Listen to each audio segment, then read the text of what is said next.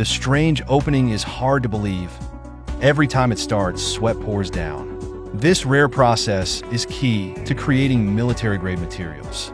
After close, hands-on work by the craftsman, it finally becomes a fastener used on naval ships, and its size is immense. Before production begins, the special steel must be secured to the transmission equipment. An automatic saw blade cuts it.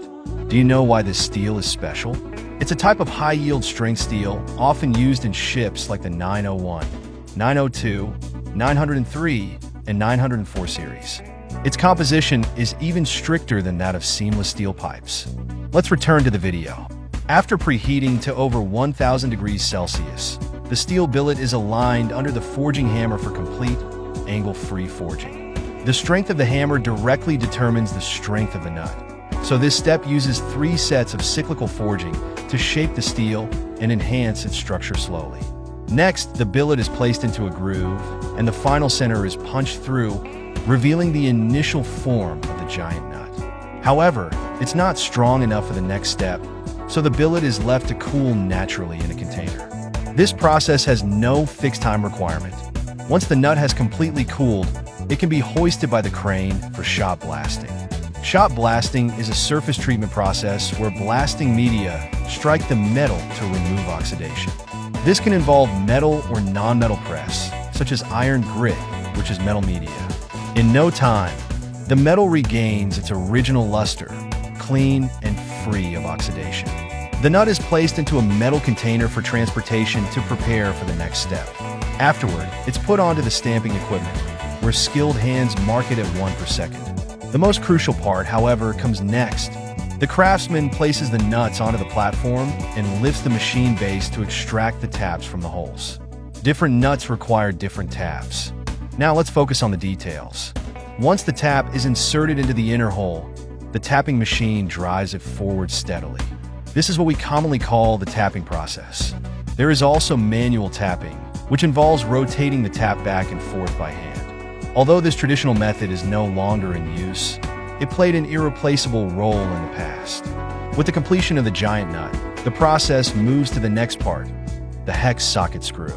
This also uses special steel, the ideal choice for strength. The saw blade quickly cuts the billet into several segments, and an identification tag is added to distinguish each batch. The craftsman then hoists the pieces for further processing. This step is known as custom fitting for the screw. Look closely at the mold. It's assembled entirely by hand, one ring after another. The steel cylinder in the middle is the recently cut metal, and it's used to measure the mold. The punch head is then placed on top. Even though the punch and nut have been tightly screwed together, a single reinforcement isn't enough. The craftsman uses all his strength to press it down again and adjust the water flow to enhance cooling.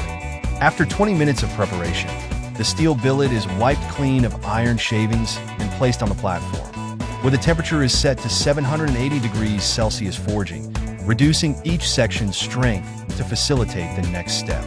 After rapid heating in the electric furnace, the front end of the steel billet is thoroughly heated. One artisan removes it, while another places it into the forging press. The die is placed under the punch for the final forge, and now you can see the hex socket forming at the screw's top. Credit goes to the large swing arm, whose movements push the screw's quality to new heights. Do you think all this work is done by automated forging equipment? It's all manually shaped by the master artisans, who repeat the process thousands of times daily, making back pain a part of their daily routine. You can tell from the fallen screw that the hex shape has formed, but it's still just a rough part. To make it shine, shot blasting is necessary. The oxidation layer is slowly removed through the impact of steel shots, creating new fasteners one after another. They're then moved forward for centering and positioning. This process can't be completed without the artisan's trusty 82-year-old hammer, which creates a groove in the screw with a single tap. This groove ensures safer mounting on the lathe. Starting from the front, the screw is cut along the line to the other end. However, this screw is still not the standard size.